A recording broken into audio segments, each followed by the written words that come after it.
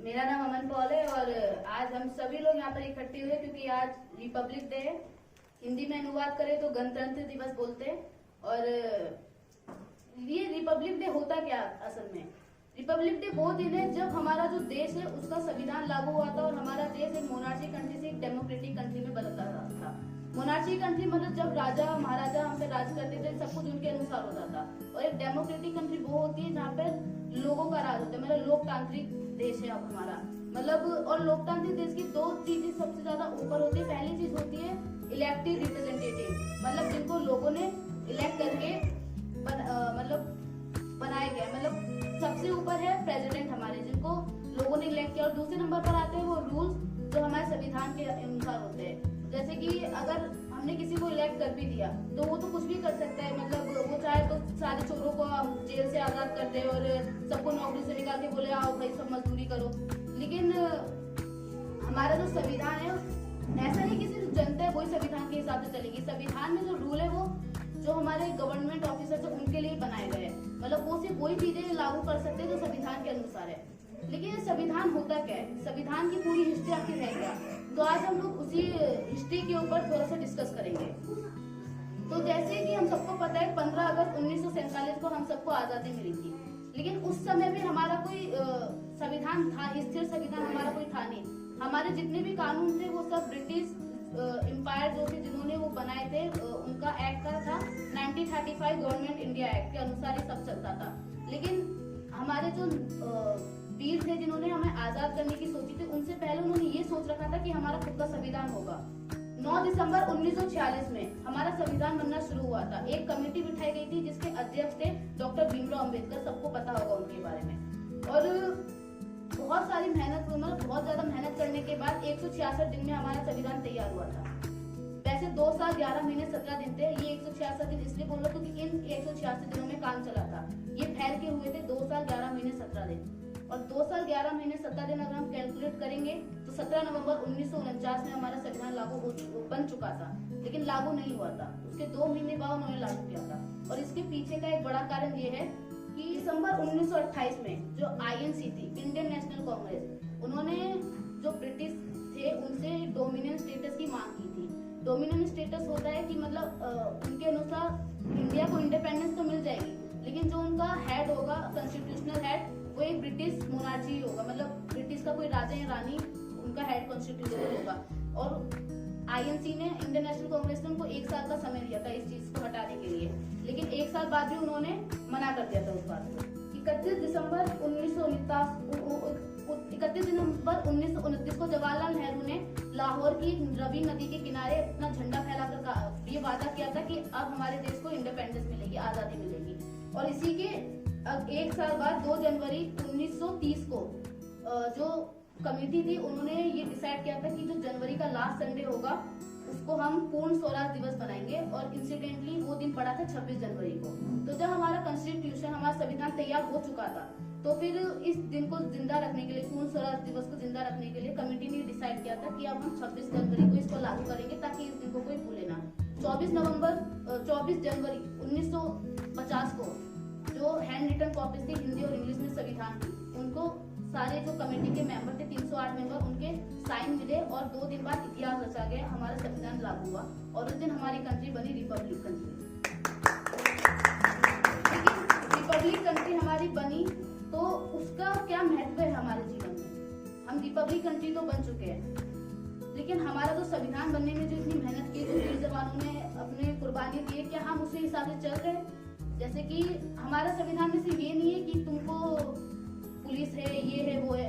हमारा संविधान ये भी कहता है कि आपको हर चीज के राइट है, और उसमें से एक है राइट टू लाइफ का। राइट टू लाइफ का मतलब है कि आपके पास जीने का हक है। अगर कोई इंसान कोमा में चल जाता है तो डॉक्टर उनको मतलब बॉडी को ठिकाने क्यों लगाते हैं?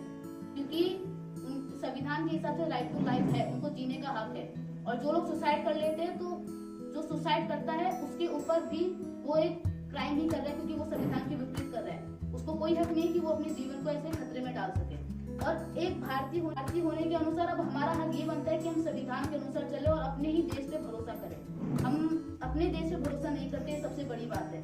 अगर कोई प्रोडक्ट इंडिया में लॉन्च होता है तो उसको बोलते हैं कि पक्का इसमें कोई गलती होगी। जैसे हमारे अभी वैक्सीन आई थी तो उसके ऊपर कितने सारे लोगों ने बोला कि सही नहीं है, बल्कि ऐसा कुछ नहीं है। और फॉरेन में भी अगर कोई भी चीज फॉरेन में आती है तो उसको लोग समझते हैं कि ये मतलब हेवन से बनकर आई है, और इंडिया में कोई बनते हैं तो उसको हमेशा मिस्टेक माना जाता है, सबसे बड़ी मिस्टेक, क्योंकि ये हमारा इंडिया पे भरोसा है ही नहीं। हम सोचते हैं कि हमारे बॉर्डर पे सैनिक है, हमें उनसे कोई खतरा नहीं, लेकिन हमें ये नहीं पता कि हम अंदर ही अंदर अपने देश को भी खोखला बना रहे हैं। तो सबसे बड़ी बात यह है कि हम अपने देश के लिए क्या कर रहे हैं, अपने देश पे हम भरोसा कर रहे हैं कि नहीं, ये भी बहुत बड़ी बात है। क्योंकि संविधान सिर्फ संविधान को बनाए रखने का काम सिर्फ गवर्नमेंट का नहीं, हर एक व्यक्ति का काम है वो। और संविधान में एक रूल ये भी है, राइट टू मतलब कोई डिस्क्रिमिनेशन नहीं होती हमारे बीच में। पहले जो ये जातों का सिस्टम चल रहा था उसको भी संविधान ने बंद किया है, लेकिन अभी मैं देखता हूँ कि गांव में बहुत से लोग हैं ऐसे जो इसको मानते हैं, मतलब वो बोलते हैं संविधान है ऐसी। तो हमारा ये काम भी बनता है कि हम, अगर हमें लग रहा है कि हाँ वो चीज संविधान, हमें पता है संविधान के रूल, लेकिन हमें दिख रहा है कि वो लोग संविधान के हिसाब से नहीं चल रहे, तो हम बोलते भाई वो नहीं चल रहा, हम क्या करें उसमें। हम अपनी तरफ से कोई भी काम नहीं करते। हम सब ये भी जानते हैं कि जो डॉक्टर भीमराव अम्बेडकर थे वो भी एक दलित फैमिली से थे, उन्होंने वो चीज के हेड बने, उन्होंने मेहनत करी कि वो इस चीज को हटाए। और ये सारे जो रूल रेगुलेशन हमारे देश में आए हैं ये उनके कारण भी आए हैं। और अंग्रेजों ने हम पे 200 साल तक राज्य किया, और हमें आजादी मिली, हमारा संविधान बना, ये हमारे लिए बहुत खुशी की बात है। और एक बहुत अच्छी चीज हुई थी जब संविधान बना था, तो जो हमारी मतलब ब्रिटिश की रानी थी, ब्रिटिश ने हम पे कैद कर रखा था, जो ब्रिटिश की रानी थी वो खुद आई थी हमारा 26 रिपब्लिक डे सेलिब्रेट करने के लिए। और उसी दिन जो राजपथ हम उसे अभी कहते हैं, उसका नाम पहले था किंग्स वे।